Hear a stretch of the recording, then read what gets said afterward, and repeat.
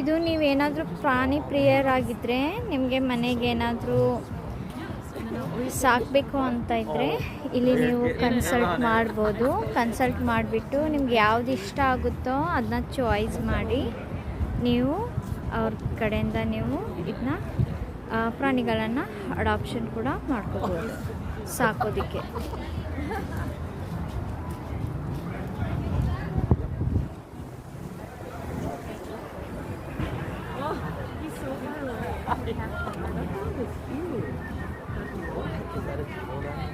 ನಿಮಗೆ ಯಾವ್ದು ಇಷ್ಟ ಆಯಿತು ಅಂತ ಕಮೆಂಟ್ ಬಾಕ್ಸಲ್ಲಿ ತಿಳಿಸಿ.